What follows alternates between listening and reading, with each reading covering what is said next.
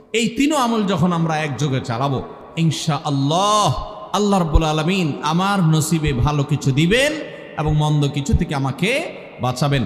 বছরের সবচেয়ে শ্রেষ্ঠ রাত হলো লাইলাতুল কদর, যেই রাতে আল্লাহ তাআলা বান্দার ভাগ্য ঠিক করেন। এই রাতে যে ভাগ্য আল্লাহ নির্ধারণ করে থাকেন, সেই নির্ধারণটা যেন আমাদের অনুকূলে হয়, সেই নির্ধারণটা যেন আমাদের জন্য কল্যাণকর হয়। আল্লাহ যেন আমাদের ভাগ্যে ভালো কিছু লেখেন, খারাপ কিছু যেন না লেখেন। আল্লাহ যেন তাকদীরে আমাদেরকে ভালো কিছু দেন, মন্দ কিছু থেকে বাঁচিয়ে রাখেন। সেজন্য আমরা সবাই কামনা করি কি করি না? সূরা নাহাল আয়াত নম্বর ৯৭। সূরার নাম সূরা নাহাল, আয়াত নম্বর কত? ৯৭। আল্লাহ রাব্বুল আলামিন ইরশাদ করেছেন, মান আমিলা সালিহাম মিনকুম মান আমিলা সালিহাম মিন যাকারিন আও উনসা ওয়া হুয়া মুমিন। পুরুষ হোক আর নারী হোক, যে কোনো ব্যক্তি যদি ঈমানদার অবস্থায় ভালো কাজ করে, পুরুষ হোক কিংবা মহিলা, যে কেউ যদি ভালো কাজ খুঁটে খুঁটে খুঁটে নেক আমল করে, ভালো ভালো নেক কাজ, কোরআন হাদিসে নির্দেশিত কাজ, আল্লাহ যা করতে বলেছেন, রাসূল সাল্লাল্লাহু আলাইহি ওয়াসাল্লাম যা করতে বলেছেন, যদি সে কাজগুলো করে, এমত অবস্থায় করে যে সে ঈমানদার, অর্থাৎ ঈমান থাকতে হবে, ঈমান আছে এই অবস্থায় যদি নেক আমল করে, তাহলে কি হবে? আল্লাহ বলেছেন, ফালানুহাইয়ান্নাহু হায়াতান তাইয়্যিবাহ, তাহলে সেই পুরুষ সে নারীকে আমি পবিত্র জীবন দান করব। কি জীবন দান করবেন বলছেন আল্লাহ? পবিত্র জীবন দান করবেন। এই পবিত্র জীবনে মানুষ সুখী থাকবে, এই পবিত্র জীবনে মানুষ সমৃদ্ধ থাকবে, এই পবিত্র জীবনে মানুষ ভালো থাকবে, নেক থাকবে। ওয়ালানাজজিয়ান্নাহুম আজরাহুম বিআহসানি মা কানু ইয়ামালুন। এবং এই ঈমানদার নারী পুরুষরা যদি নেক আমল করে, ভালো কাজ করে যদি সব সময়, তাহলে সেক্ষেত্রে আল্লাহ বলেছেন তারা যে ভালো কাজ করেছে ওইটার সবচেয়ে উত্তম বিনিময় আমি তাদেরকে দান করব। তাহলে এই আয়াত থেকে প্রমাণ হয়, যদি কেউ ঈমান আনার পর নেকামল করতে থাকে, নেকামল করতে থাকে, একদিনের নেকামল নয়, এক রাতের নেকামল নয়, সারা বছর জুড়ে সারা জীবন ধরে ভালো কাজ করার চেষ্টা যদি কেউ করে, আল্লাহ তাআলা তাকে পবিত্র জীবন দিবেন, সৌভাগ্যবান মানুষের জীবন দিবেন, সুখী মানুষের জীবন দিবেন। এখান থেকে বোঝা যায় কি, ভাগ্য নির্ধারণের জন্য এক রাত আমল করতে হবে নাকি সারা বছর? সূরা আরাফ আয়াত নম্বর ৯৬। সূরা আরাফ আয়াত নম্বর কত? ৯৬। আল্লাহ বলেছেন, ওয়ালাউ আন্না আহলাল কুরা আমানু ওয়াত্তাকাউ, যদি কোন জনপদের লোকেরা ঈমান আনে আর তাকওয়া অবলম্বন করে। তাকওয়া কি? তাকওয়া হলো আল্লাহর ভয়ে সে আল্লাহর নির্দেশগুলো মানে আর হারামগুলো বর্জন করে। এরকম যদি কেউ করে, লাফাতাহনা আলাইহিম বারাকাতিম মিনাস সামাই ওয়াল আরদ, আল্লাহ বলেছেন তাহলে ওই ব্যক্তিকে আসমান এবং জমিন থেকে সমস্ত বরকতসমূহের দুয়ার সবগুলো তার জন্য খুলে দেওয়া হবে। তাহলে বোঝা গেল মানুষের জীবনে বরকত নাজিল হবে, মানুষ সুখে থাকবে, ভালো কিছু তার তাকদিরে লেখা হবে।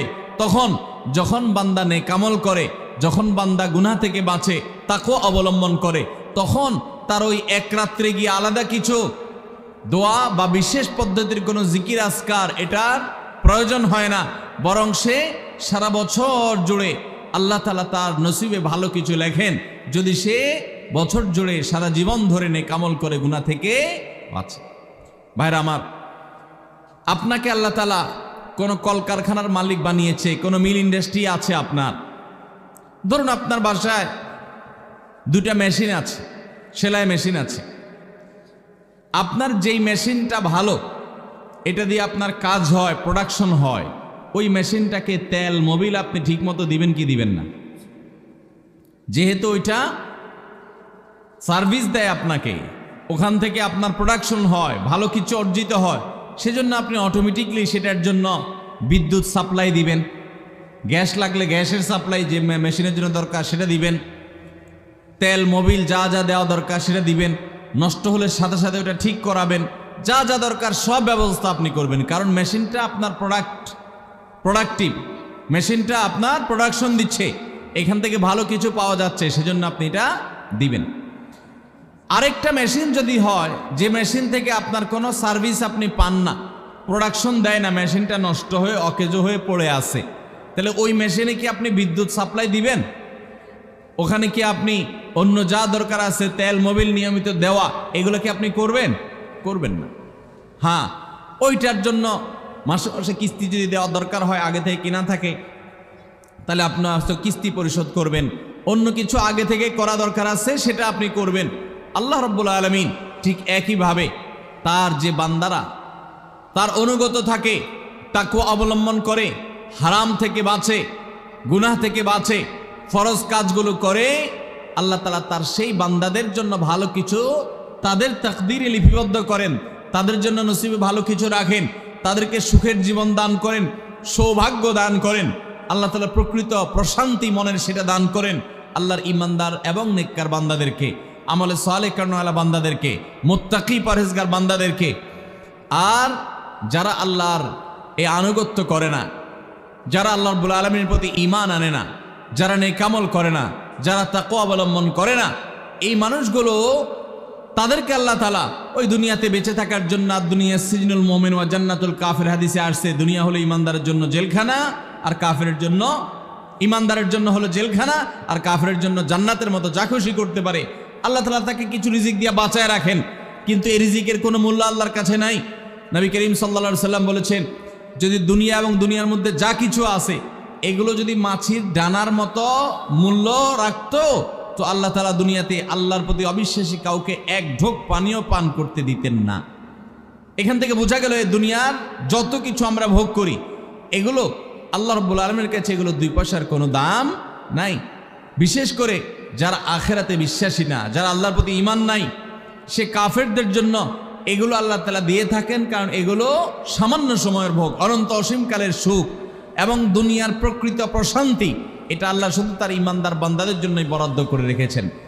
তো এই আয়াত থেকে, হাদিস থেকে বোঝা যায় যে ঈমানদাররা যখন নেক আমল করবে তাদের জন্য আল্লাহ তাআলা নসিবে ভালো কিছু দিবেন, তাদের জন্য আল্লাহ তাআলা তাদের ভাগ্যে ভালো কিছু দিবেন, তাদের ভাগ্য সুপ্রসন্ন হবে। আর যদি কেউ বদামল হয় তাহলে আল্লাহ রাব্বুল আলামিন তার জন্য প্রকৃত প্রশান্তি, আসল সুখের ঠিকানা, সেটা আল্লাহ তাআলা তাদেরকে কখনো দিবেন না। মুহতারাম হাজরিন, অতএব আমরা যদি চাই আমাদের ভাগ্যে ভালো কিছু লেখা হোক, তাহলে প্রথম কাজ করতে হবে, আমাদেরকে নেক আমল করতে হবে। ঈমান আনার পর কি করতে হবে? নেক আমল করতে হবে। আল্লাহ আমাদের সবাইকে সে তৌফিক দান করুন। ঈমান আনার পর ভালো কাজ করতে হবে, নেক আমল করতে হবে। আমরা যদি ঈমান আনার পর নেক আমল করি, ভালো কাজে লিপ্ত হই, তাকওয়া চর্চা করি, তাহলে আল্লাহ রাব্বুল আলামিন আমাদের ভাগ্যে ভালো কিছু রাখবেন। এই ব্যাপারে একজন ঈমানদারের ঈমান মজবুত থাকতে হবে। আরেকটা উপমা নেই আমরা, সামনে বাচ্চারা প্রচুর হইচই করছে, আশেপাশে হইচই করছেন, আপনাদের কোনো ভলান্টিয়ার আছে? এই যে বাচ্চারা, বাবারা তোমরা একটু চুপচাপ থাকবা, হ্যাঁ? আশেপাশে যারা আছেন তাদেরকে একটু থামান, কথা বলা যাচ্ছে না তো, আশেপাশে অনেক আওয়াজ হচ্ছে।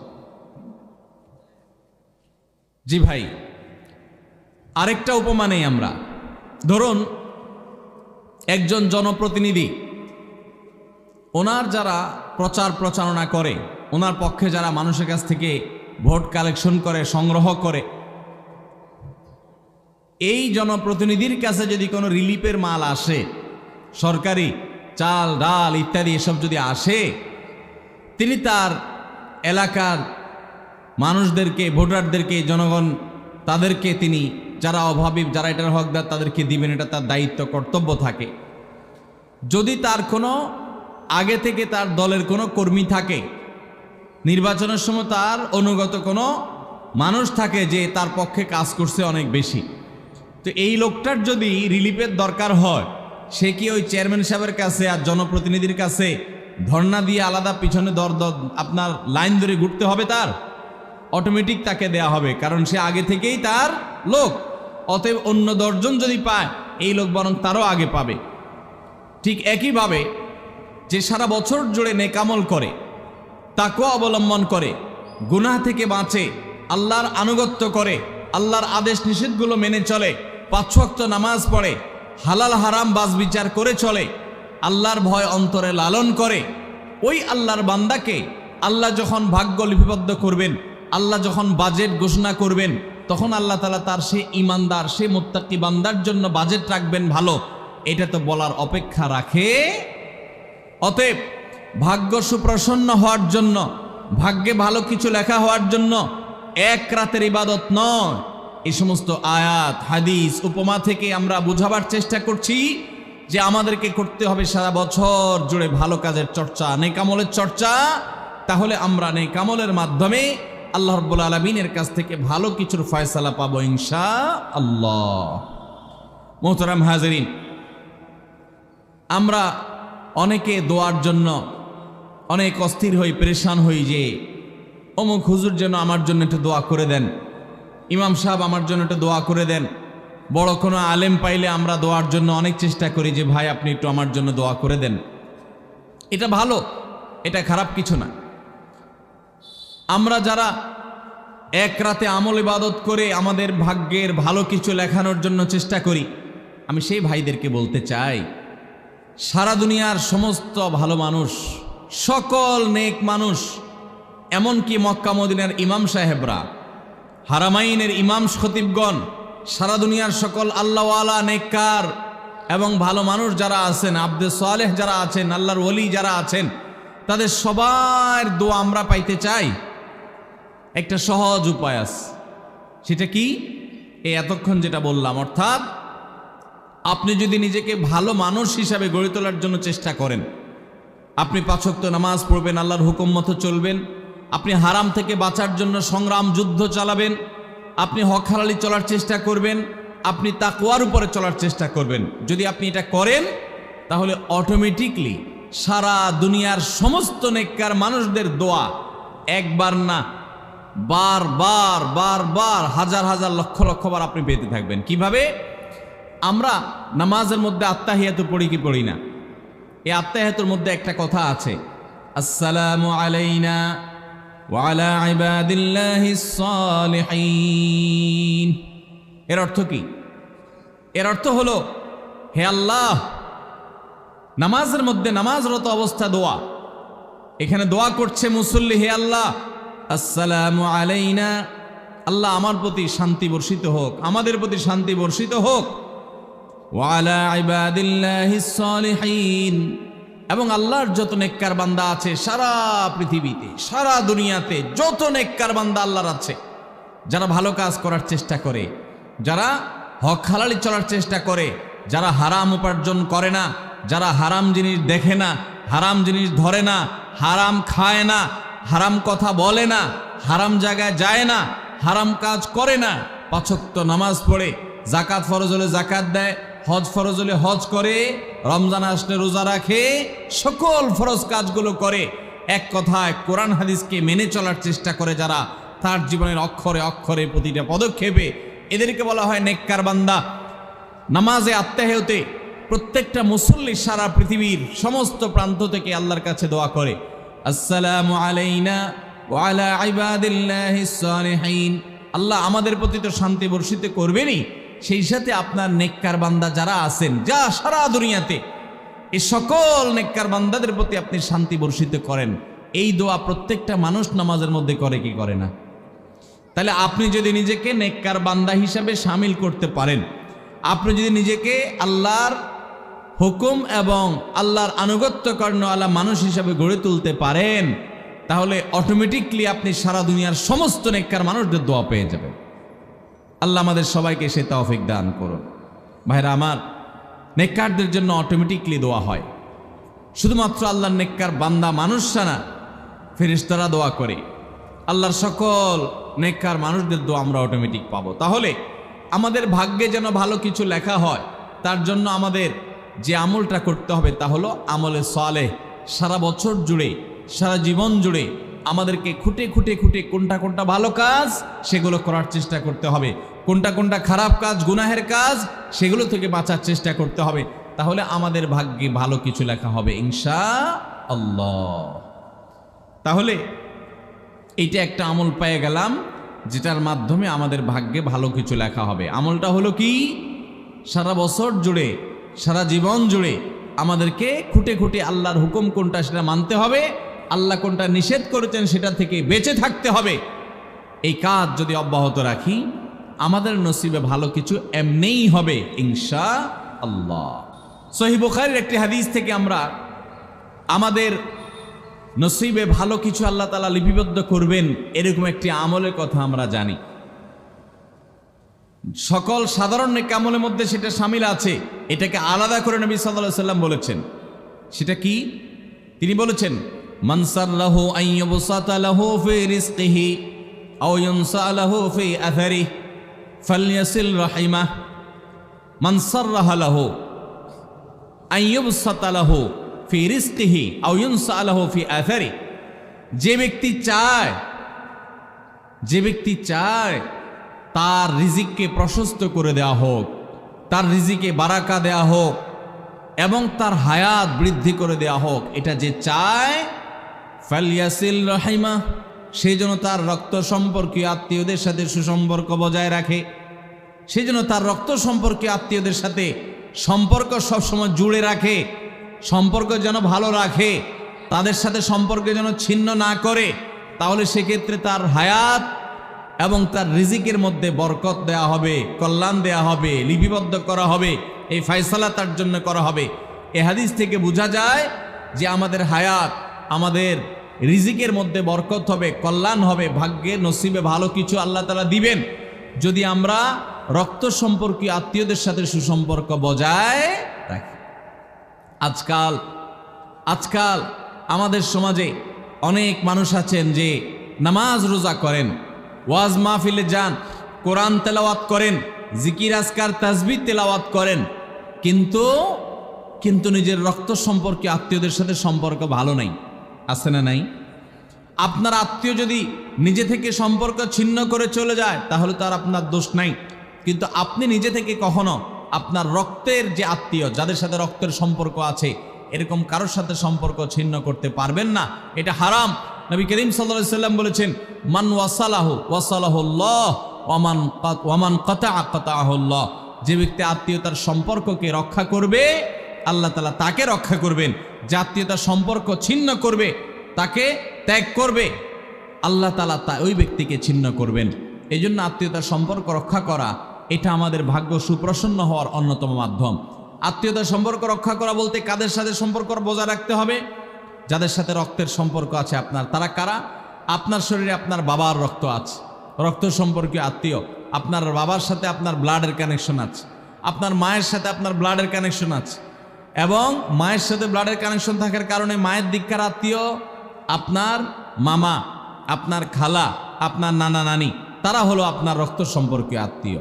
ঠিক একইভাবে আপনার বাবার দিককার রক্ত সম্পর্কীয় আত্মীয় হলেন আপনার দাদা দাদি, আপনার চাচা, আপনার ফুফু, এবং চাচাতো ভাই বোন, ফুফা না ফুফু, যিনি তার রক্ত আপনার বাবার রক্ত এক, সেজন্য তারা রক্তের আত্মীয়। ভাই বোন তো আছেই। এই রক্তের আত্মীয়দের সাথে অনেকে সম্পর্ক বজায় রাখে না, কোনো কারণে সম্পর্ক ছিন্ন করে ফেলে, এটা হারাম। আমরা দুনিয়াতে অনেক বন্ধু বান্ধবের সাথে সম্পর্ক ভালো রাখি, অনেক দোস্তের সাথে সম্পর্ক ভালো রাখি, অথচ আমাদের এই রক্ত সম্পর্কে আত্মীয়গুলোর সাথে সম্পর্ক ভালো রাখা হয় না। মোহতারাম হাজিরিন, আমাদের নসিবে আল্লাহ ভালো কিছু দেখ, আমরা সবাই চাই কি চাই না? তাহলে শবে বরাতে রাতভর আপনি দোয়া জিকির আজকার করলেন, কান্নাকাটি করলেন, আর মিলাদ মাহফিল করলেন, আশা করলেন আপনার ভাগ্যে ভালো কিছু লেখা হবে। আপনার ভাগ্যে ভালো কিছু লেখা হবে না যদি আপনি আপনার রক্ত সম্পর্কে আত্মীয়র সাথে সম্পর্ক ছিন্ন করে বসে থাকেন। কারণ আপনার জীবনে, আপনার রুজিতে, আপনার ইনকামে উপার্জনে বরকত হওয়ার পূর্ব শর্ত হলো আপনার এই রক্ত সম্পর্কে আত্মীয়গুলোর সাথে, আত্মীয় স্বজনের সাথে সুসম্পর্ক বজায় রাখা। হ্যাঁ, তারা যদি সুসম্পর্ক বজায় রাখতে গেলে আপনার ক্ষতি করে, আপনাকে বিপদে ফেলে, তাহলে আপনি নিজেকে বাঁচাতে পারেন, আত্মরক্ষার জন্য আপনি দূরত্ব বজায় রাখতে পারেন। কিন্তু তাই বলে তাদের সাথে আপনি সম্পর্ক নষ্ট করে থাকবেন, তাদেরকে ভুলে থাকবেন বা তাদের সাথে সম্পর্ক রাখবেন না, এটা কিন্তু জায়েজ হতে পারে না। ইংল্যান্ডের একটা ইউনিভার্সিটির একটা জরিপের কথা অনলাইনে আমি একবার দেখেছিলাম। এটার উপর একটা প্রতিবেদন দেখেছিলাম যে একটা নামকরা বিশ্ববিদ্যালয়, তারা বিশ্ববিদ্যালয়ের ছাত্রদের মধ্যে একটা সার্ভে তারা চালিয়েছিলেন। তারা দেখতে চেয়েছেন যে ছাত্রদের মধ্যে কারা বেশি হায়াত পায় আর কারা কম পায়। যারা বেশি হায়াত পায় তাদের মধ্যে বৈশিষ্ট্য কি আছে, যারা কম পায় তাদের মধ্যে কোন বৈশিষ্ট্যের অভাব আছে। তো এটা নিয়ে দীর্ঘ অনেক বছরের একটা জরিপ তারা চালিয়েছেন, একটা নিরীক্ষা তারা চালিয়েছেন। সেই নিরীক্ষায় দেখা গেল যে যেই ছাত্ররা দীর্ঘদিন পর্যন্ত হায়াত পেয়েছেন এবং তারা অনেক দিন দুনিয়াতে বেঁচেছেন, তাদের বেশিরভাগই দেখা গেছে, সবাই না, বেশিরভাগই দেখা গেছে যে তারা সাধারণত তাদের পারিবারিক এবং আত্মীয় স্বজন, বন্ধুবান্ধব, অন্যদের সাথে হাসি খুশি, অর্থাৎ মানুষের সাথে সম্পর্ক বজায় রাখছে। আর যারা সম্পর্ক বজায় রাখে নাই, এই মানুষগুলো তাদের তুলনামূলকভাবে প্রথম গ্রুপের চাইতে তারা অনেক আগে দুনিয়া থেকে চলে গেছে, অনেক আগে তারা মারা গেছে। এটা প্রত্যেকটা ব্যক্তির ক্ষেত্রে আলাদা আলাদা করে খাটানো যাবে না, এটা একটা টোটাল জরিপের ফসল। তো এই জরিপও প্রমাণ করে নবী করিম সাল্লাল্লাহু আলাইহি ওয়াসাল্লাম যে বলেছেন, যারা রক্ত সম্পর্কের আত্মীয়গুলোর সাথে সুসম্পর্ক বজায় রাখে তাদের হায়াতে এবং রিজিকে বরকত দেওয়া হয়। এই জরিপের রিপোর্টও সেটা সত্যতাকে প্রমাণ করে। আল্লাহ তাআলা আমাদের সবাইকে আমাদের আত্মীয় স্বজনের সাথে সুসম্পর্ক বজায় রাখার তৌফিক দান করুন।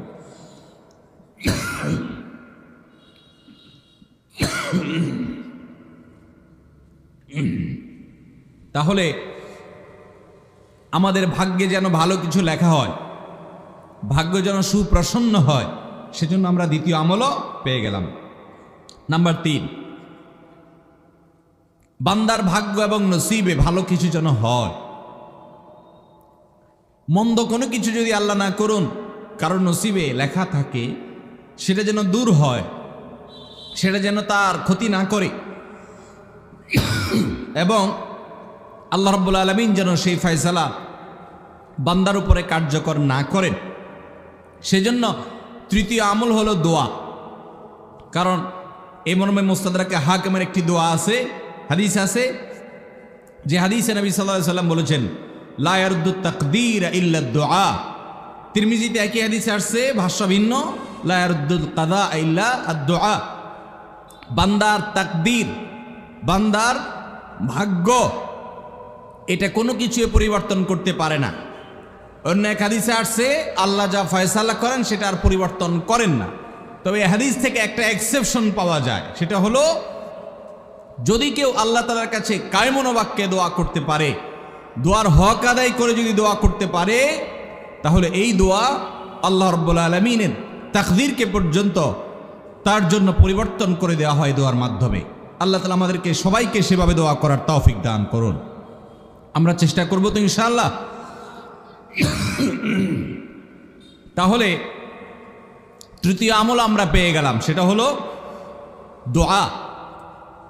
আল্লাহ তাআলার কাছে যদি কেউ চোখের পানি ফেলে দোয়া করে, আল্লাহ আপনি আমার নসিবে যদি খারাপ কিছু লেখাও থাকে সেটা থেকে আপনি আমাকে উদ্ধার করেন। যদি কেউ দোয়ার হক আদায় করে দোয়া করতে পারে, দোয়া কবুলের জায়গাগুলোতে দোয়া করতে পারে, যথাযথভাবে দোয়া করতে পারে, দোয়ার শর্ত পূরণ করে দোয়া করতে পারে, কায়মনোবাক্যে দোয়া করতে পারে, চোখের পানি ফেলে দোয়া করতে পারে, দোয়া এত বড় অস্ত্র, দোয়া এত বড় মাধ্যম, দোয়া এত বড় একটা উপায় যে এটা দিয়ে আল্লাহর লিখন, আল্লাহর তাকদীর, এটা আল্লাহর কাছ থেকে পরিবর্তন করিয়ে আনা যায় এই দোয়ার মাধ্যমে। অথচ এই দোয়াও আমরা বেশি মানুষ করতে পারি না। আমরা হুজুরদের দিকে চায় থাকি যে হুজুরদের সাথে আমরা শুধু আমিন আমিন বলবো, নিজেরা আল্লাহর কাছে দোয়া করবো এটা আমরা জানি না। অথচ আল্লাহ বলেছেন, উদউনি আস্তাজিব লাকুম, তোমরা আমার কাছে দোয়া করো, আমি তোমাদের দোয়া কবুল করব। অতএব ভাইরা আমার, আমরা আল্লাহ রাব্বুল আলামিনের কাছে আমাদের ভাগ্যে যেন ভালো কিছু লেখা হয়, সেজন্য আল্লাহর কাছে বেশি বেশি করে দোয়া করব। এবং আমাদের তাকদীরে যদি কোনো ক্ষতিকর কিছু থাকে তো সেটা যেন আমাদের ক্ষতি না করে আল্লাহ রাব্বুল আলামিন যেন আমাদের প্রতি রহম করেন, এই মর্মে আমরা যদি দোয়া করি তো দোয়ার মাধ্যমে আল্লাহ তাআলা তাকদীরও পরিবর্তন করে। অবশ্য তাকদীরের মধ্যে দুইটা প্রকার আছে, একটা তাকদীরে মুবরাম আর একটা তাকদীরে গায়রে মুবরাম। তাকদীরে গায়রে মুবরাম যেটা, সেটা তাকদীর দোয়ার মাধ্যমে ফয়সালা আল্লাহ পরিবর্তন করেন। মুবরাম যেটা পরিবর্তন করেন না, অর্থাৎ যেটা চূড়ান্ত করেছেন আল্লাহ তাআলা আগে থেকে, সেটা পরিবর্তন করেন না। তবে বান্দার হায়াতের ক্ষেত্রে কোন কোন হাদিস থেকে জানা যায় আল্লাহ রাব্বুল আলামিন কোন নেক আমলের ফলে দোয়ার মাধ্যমে আল্লাহ রাব্বুল আলামিন অনেক সময় সেটাতে পরিবর্তন করেন এবং সেটাতে বারাকা দান করেন। অতএব আমাদেরকে তাকদীর ভাগ্য যেন সুপ্রসন্ন হয়, আমাদের নসিব যেন ভালো হয়, আল্লাহ যেন ভালো কিছু দান করেন, সেই জন্য শবে বরাতে রাত ভরে ইবাদত বন্দিগি এই জন্য নয়, বরং আমাদের ভাগ্যে ভালো কিছু হওয়ার জন্য বছর জুড়ে আমাদেরকে নেক আমল করতে হবে। এক রাত ইবাদত বন্দি করলেন, সারা বছর কোন নফল নামাজ, ফরজ নামাজ, অন্যান্য ফরজ কাজ করলেন না, আর আপনি আশা করলেন যে আল্লাহ আপনার জন্য ভাগ্যে ভালো কিছু লিখে দিবে, এটা সঠিক নয়। আর ভাগ্যের নির্ধারণটা মূলত লাইলাতুল কদর, এটি বোঝা যায় সূরা দুখান থেকে, অন্যান্য সূরা থেকে। অতএব আমাদের সবাইকে আমাদের ভাগ্যে ভালো কিছু লেখার জন্য বেশি বেশি আমাদের 5 ওয়াক্ত ফরজ নামাজ সহ আল্লাহর সমস্ত ফরজ বিধানগুলো মেনে চলতে হবে, হারাম এবং গুনাহের কাজগুলো থেকে বেঁচে চলতে হবে, এবং সেই সাথে আমাদের সবাইকে বেশি বেশি করে বিশেষ করে নেককারদের কাতারে শামিল হতে হবে। আমি যত বেশি নেককার হতে পারবো, ওই যে নামাজে আত্মেহাতের মধ্যে নেককারদের দোয়া পাবো, আমার প্রতি শান্তি আল্লাহর এমনি বর্ষিত হবে। এবং দ্বিতীয় আমল হলো বেশি বেশি করে আত্মীয় স্বজন, রক্ত সম্পর্কীয় যারা, তাদের সাথে বিশেষভাবে সুসম্পর্ক বজায় রাখতে হবে। সম্পর্ক নষ্ট করা যাবে না, সম্পর্ক ছিন্ন করা যাবে না। এবং তৃতীয় আমল হলো বেশি বেশি দোয়া করতে হবে। এই তিনও আমল যখন আমরা একযোগে চালাবো, একদিক থেকে সাধারণ সব নেক আমল করব, বিশেষভাবে আমি আত্মীয় স্বজনের সাথে সম্পর্ক বজায় রাখার চেষ্টা করব, এবং আল্লাহর কাছে দোয়ার আমলটা বেশি বেশি করব, বরকত নাজিল হওয়ার মতো কাজগুলো বেশি বেশি করব। ইনশাআল্লাহ আল্লাহ রাব্বুল আলামিন আমার নসিবে ভালো কিছু দিবেন এবং মন্দ কিছু থেকে আমাকে বাঁচাবেন। নবী করিম সাল্লাল্লাহু আলাইহি সাল্লাম আল্লাহর কাছে দোয়া শিক্ষা দিয়েছেন, আল্লাহুম্মা ইন্নী আউযু বিকা মিন দারকিল বালা, আল্লাহুম্মা ইন্নী আউযু বিকা মিন সুইল কাযা। আল্লাহ, আপনার কাছে আমার ভাগ্যের ক্ষতি থেকে আমি আপনার কাছে পানা চাই। অর্থাৎ আমার তাকদীরে কাজার মধ্যে যদি কোনো ক্ষতিকর কিছু আপনি লিখে থাকেন, তাহলে সেই সুউল কাজা, এটা থেকে আমি আপনার কাছে পানা চাই। অতএব এই মর্মে আল্লাহর কাছে যত বেশি আমরা দোয়া করব, আল্লাহ রাব্বুল আলামিন আমাদেরকে তত বেশি হেফাজত করবেন। আল্লাহ তাআলা আমাদের নসিবে দুনিয়া এবং আখিরাতে, ইহকালে এবং পরকালে ভালো কিছু লেখেন, আমাদের নসিবে যেন ভালো কিছু হয় সেই তৌফিক আল্লাহ তাআলা আমাদেরকে দান করেন। আমরা সবাই আমলগুলো করবো তো ইনশাআল্লাহ। আল্লাহ আমাকে আপনাকে আমাদের সবাইকে আমলের তৌফিক দান করুন। জাযাকুমুল্লাহু খায়রা ওয়া আখিরু দাওয়ানা আনিল হামদুলিল্লাহি রাব্বিল আলামিন।